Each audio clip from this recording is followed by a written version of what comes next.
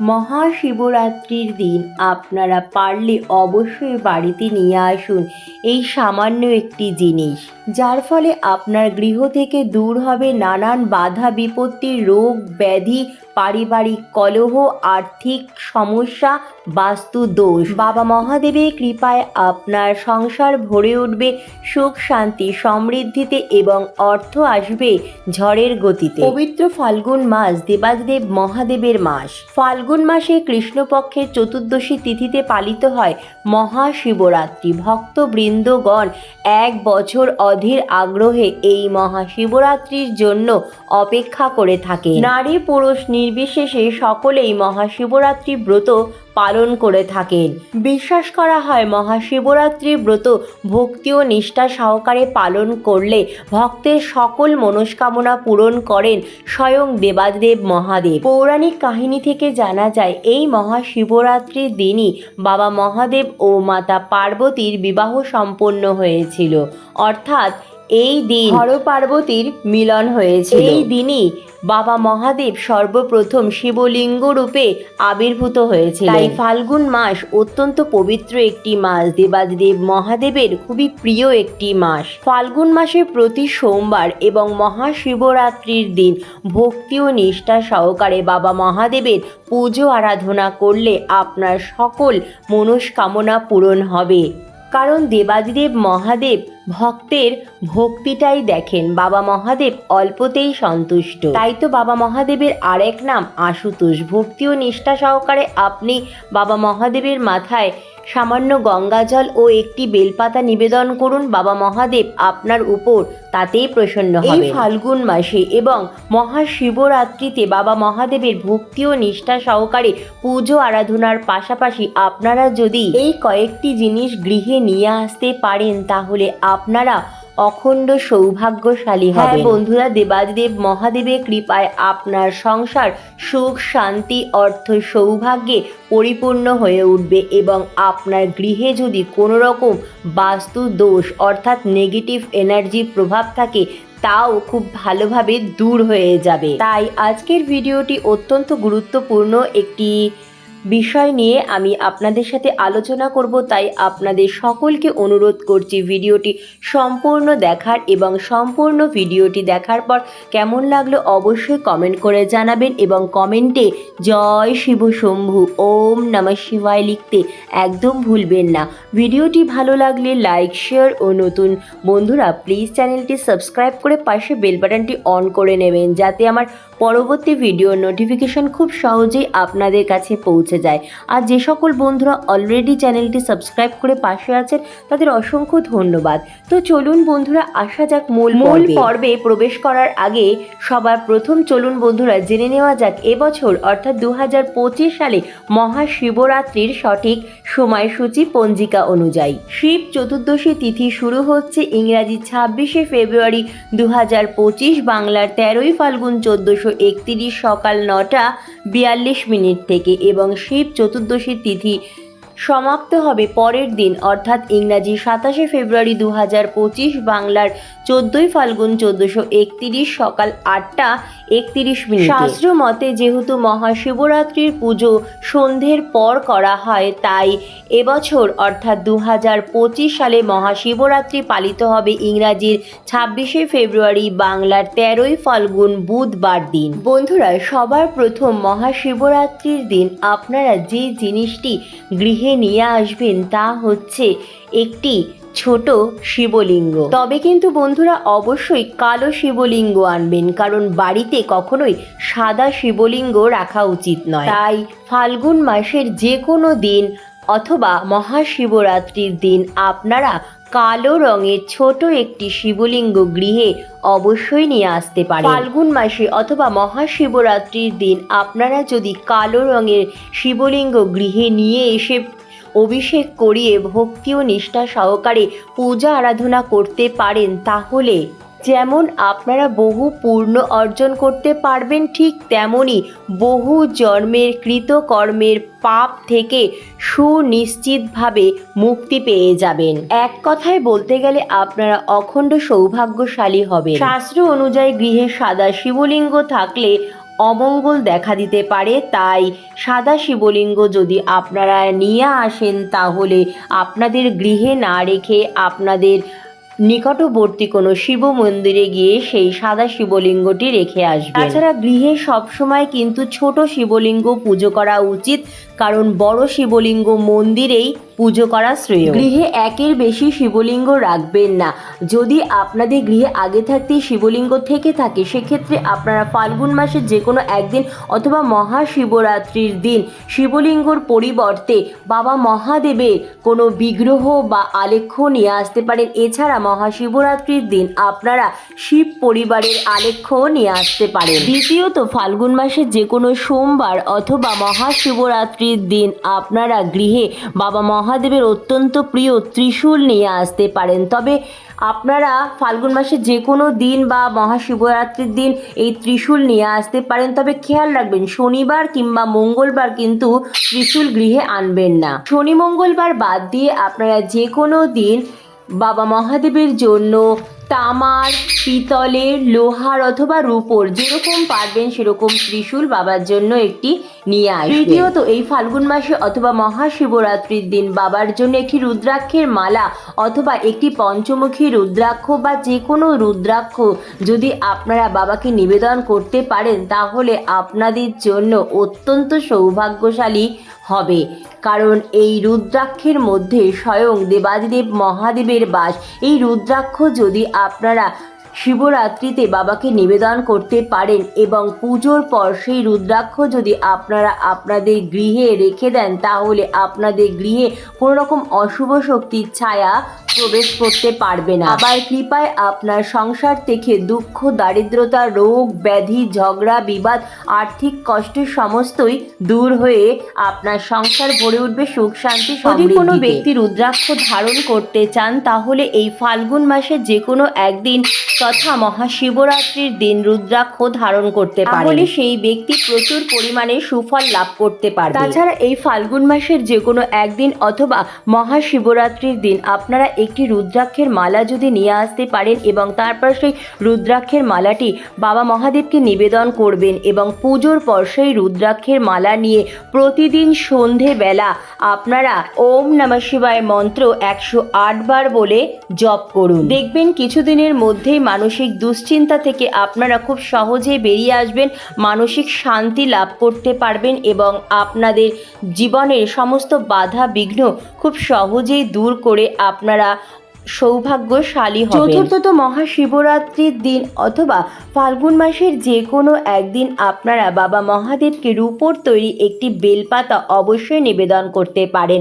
আমরা সকলেই জানি বাবা মহাদেবের বেলপাতা অত্যন্ত প্রিয়। বেলপাতা ছাড়া বাবা মহাদেবের পুজো অসম্পূর্ণ মানা হয়। ভক্তি ও নিষ্ঠা সহকারে সামান্য দুধ গঙ্গা জল ও একটি বেলপাতা নিবেদন করলেই বাবা তাতেই অত্যন্ত প্রসন্ন হন। তাই বন্ধুরা, অবশ্যই আপনারা চেষ্টা করবেন মহাশিবরাত্রিতে অথবা ফাল্গুন মাসের যে কোনো একদিন একটি রূপোর বেলপাতা অবশ্যই বাবাকে নিবেদন করার। কারণ বন্ধুরা, এমন অনেক জায়গা আছে যেখানে প্রতিদিন হয়তো নিখুঁত বেলপাতা পাওয়া সম্ভব হয় না, তাই সকলের পক্ষে প্রতিদিন বেলপাতা জোগাড় করাও সম্ভব হয়ে ওঠে না। এদিকে বাবা মহাদেবের পুজো কিন্তু বেলপাতা ছাড়া অসম্পূর্ণ। তাই আপনারা যদি একটি রূপোর বেলপাতা এই ফাল্গুন মাসে অথবা মহাশিবরাত্রিতে বাবাকে নিবেদন করতে পারেন তাহলে আপনারা যেদিন বেলপাতা জোগাড় করতে পারবেন না সেদিন এই রূপোর বেলপাতাটি দিয়েই বাবার পুজো করতে পারেন, তাহলেও আপনারা সমান পুণ্য অর্জন করতে পারবেন। বাবা মহাদেবকে মনস্কামনা জানিয়ে ওম নমঃ শিবায় মন্ত্রটি বলে বেলপাতা নিবেদন করলে ভক্তের সকল মনস্কামনা খুব দ্রুত পূরণ করেন বাবা মহাদেব। পঞ্চমত, বাবা মহাদেবের প্রিয় এই ফাল্গুন মাসে অথবা মহাশিবরাত্রিতে আপনারা যদি ভস্য গৃহে নিয়ে আসতে পারেন এবং সেই ভস্য দিয়ে বাবাকে অভিষেক করাতে পারেন তাহলে আপনার জন্য এটা অত্যন্ত সুফল নিয়ে আসবে। কারণ বাবা মহাদেবের ভস্য বা ছাই অত্যন্ত প্রিয়। শাস্ত্রে বলা হয়েছে কোনো শিব মন্দির থেকে সামান্য ভস্য যদি আপনারা নিয়ে আসতে পারেন এবং সেই ভস্য দিয়ে আপনাদের বাড়ির শিবলিঙ্গ যদি অভিষেক করাতে পারেন তাহলে আপনার পরিবারের জন্য অত্যন্ত ভালো সুফল নিয়ে আসবে এবং অবশিষ্ট ভস্য একটি হলুদ নতুন শালু কাপড়ে ভালো করে মুড়ে যদি আপনারা আপনাদের বাড়ির লকারে রেখে দিতে পারেন তাহলে আপনাদের আর্থিক সৌভাগ্য বৃদ্ধি পাবে এবং দূর হবে আপনাদের গৃহ থেকে সমস্ত রোগ ব্যাধি, নেগেটিভ এনার্জি অর্থাৎ বাস্তু দোষ। তাছাড়া আপনারা অনেক দিন ধরে যদি ঋণের দায়ে জর্জরিত হয়ে থাকেন বা আপনাদের টাকা অন্য কারো কাছে অনেক দিন ধরে আটকে রয়েছে, আশীর্বাদে এই ভস্য যে আপনি লকারে রেখেছেন দেখবেন কিছুদিনের মধ্যেই আপনি ঋণের দায় থেকে মুক্তি পেয়ে যাচ্ছেন এবং আপনার আটকে থাকা টাকা দ্রুত আপনি পেয়ে যাবেন। অর্থ আগমনের নতুন নতুন পথ তৈরি হবে, আপনাদের গৃহ ভরে উঠবে সুখ শান্তি সমৃদ্ধিতে। তাছাড়া এই ভস্য আপনারা যে কোনো দশকর্মার দোকানে খুব সহজেই পেয়ে যাবেন। বাবাকে সর্বপ্রথম ভস্য দিয়েই অভিষেক করাতে হয়, তারপর বাবাকে পঞ্চামৃত অথবা দুধগঙ্গা জল দিয়ে অভিষেক করাতে হয়। বন্ধুরা, সর্বশেষ যে জিনিসটির কথা বলবো সেটি হচ্ছে গঙ্গা জল পূর্ণ একটি তামার ঘটি। দেবাদেব মহাদেবের অত্যন্ত প্রিয় এই গঙ্গা জল। দেবী গঙ্গাকে বাবা মহাদেব তার জটায় ধারণ করেছেন। প্রতি সোমবার আপনি যদি বাবা মহাদেবকে গঙ্গা জল দিয়ে অভিষেক করতে পারেন তবে সারা বছর বাবার কৃপা আপনার উপর এবং আপনার সংসারের উপর বজায় থাকবে। তাই মহাশিবরাত্রি ছাড়াও প্রতি সোমবার সারা বছর আপনারা বাবা মহাদেবকে গঙ্গা জল দিয়ে অভিষেক করান। এই ফাল্গুন মাসের যে কোনো একদিন অথবা মহাশিবরাত্রির দিন আপনারা গৃহে গঙ্গা জল নিয়ে আসুন। গঙ্গা জল যদি আপনারা মহাশিবরাত্রিতে নতুন একটি তামার ঘটিতে করে নিয়ে আসতে পারেন তাহলে আপনাদের গৃহে থাকা সমস্ত অশুভ শক্তির প্রভাব খুব সহজেই দূর হয়ে যাবে। এই ফাল্গুন মাস চলাকালীন যে কোনো একদিন অথবা মহাশিবরাত্রির দিন আপনারা এই তামার নতুন একটি ঘটিতে গঙ্গা জল নিয়ে এসে দেবাদেব মহাদেবকে অভিষেক করান। দেখবেন আপনাদের জীবন থেকে সমস্ত বাধা বিপত্তি, দুঃখ, দুর্দশা নিমেষেই দূর হয়ে যাবে বাবার কৃপায় এবং তার সাথে দূর হবে আপনাদের রোগ ব্যাধি, জ্বালা যন্ত্রণা, আর্থিক সমস্যা। মহাশিবরাত্রি দিনটি অত্যন্ত মাহাত্ম্যপূর্ণ একটি দিন। এই দিন ভক্তি ও নিষ্ঠা সহকারে বাবা মহাদেবের পুজো আরাধনা করলে বিশেষ পূর্ণ এবং আধ্যাত্মিকতা লাভ করা যায়। শাস্ত্র অনুযায়ী মহাশিবরাত্রি ব্রতের আগের দিন সংযম পালন করতে হয় এবং ব্রতের দিন নির্জলা উপবাস থেকে প্রহরে প্রহরে শিবলিঙ্গ অভিষেক করিয়ে 4 প্রহরে বাবার পুজো আরাধনা করে ব্রত কথা পাঠ করে রাত্রি জাগরণ করে পরের দিন পারণের সময়ের মধ্যে পারণের পূজাবিধি সম্পন্ন করে প্রসাদ গ্রহণ করে উপবাস ভঙ্গ করতে হয়। কিন্তু বন্ধুরা, শারীরিক অসুস্থতার কারণে বা যে কোনো কারণেই হোক সকলের পক্ষে সম্ভব হবে না সকাল থেকে নির্জলা উপবাস থেকে 4 প্রহরে 4 বার বাবার পুজো আরাধনা করে রাত্রি জাগরণ করার। সেক্ষেত্রে অনেকেই সকাল থেকে উপবাস থেকে প্রথম প্রহরেই বাবাকে পঞ্চামৃত দিয়ে অভিষেক করিয়ে বাবার পুজো আরাধনা করে ব্রতকথা পাঠ করে পুজো সম্পূর্ণ করে নেন। আবার অনেকেই সকাল থেকে উপবাস থেকে বেলা 12টার পর শিবলিঙ্গ পঞ্চামৃত দিয়ে অভিষেক করিয়ে বাবার পুজো আরাধনা করে ব্রতকথা পাঠ করে পুজো সম্পন্ন করে নেন। আপনারা আপনাদের সুযোগ সুবিধা মতো মহাশিবরাত্রি ব্রত পালন করবেন। তবে খেয়াল রাখবেন এই দিন কিন্তু ভুল করেও চাল বা কোনো শস্য জাতীয় জিনিস গ্রহণ করবেন না। এই দিন আপনারা নানা রকম ফল, দুধ, মিষ্টি, শরবত, সাবু মাখা অথবা সাবুর তৈরি নানা রকম রেসিপি তৈরি করেও খেতে পারেন। তবে খেয়াল রাখবেন সাবুর তৈরি কোনো রকম রেসিপিতে কিন্তু আপনারা সাদা লবণের ব্যবহার করবেন না, তার পরিবর্তে আপনারা সন্দুপ লবণের ব্যবহার করবেন। তাছাড়া আপনারা এই দিন নানা রকম বাদাম, ওটস ইত্যাদিও খেতে পারেন। তবে বন্ধুরা, ডালিয়া কিন্তু খাবেন না, কারণ ডালিয়া গম থেকে তৈরি।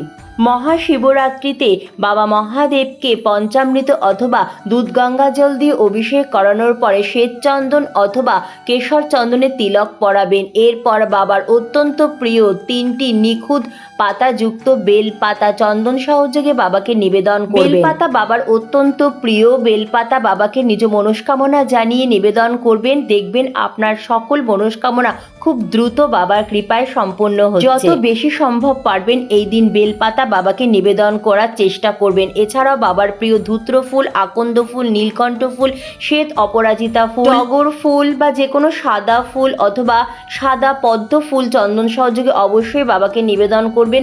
ধূত্র ফল চন্দন সহযোগে বাবাকে নিবেদন করবেন। বাবাকে গোটা ফল নিবেদন করবেন।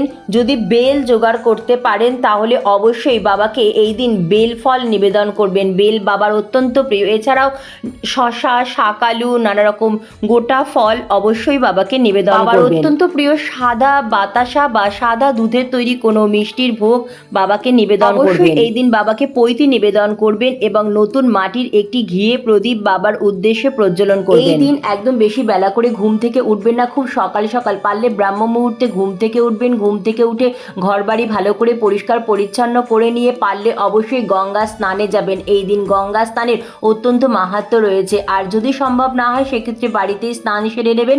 স্নানের পর শুদ্ধ বস্ত্র পরিধান করে নিজ মস্তকে ও পুরো বাড়িতে এবং বাড়ির সদর দরজায় ভালো করে গঙ্গা জল ছিটিয়ে দেবেন। এই দিন বাবার প্রিয় হলুদ, সবুজ, গেরুয়া, সাদা রঙের পোশাক পরে বাবার পুজো করার চেষ্টা করবেন। তবে বিবাহিত মহিলারা কিন্তু একদম পুরো সাদা রঙের কোনো পোশাক পরবেন না।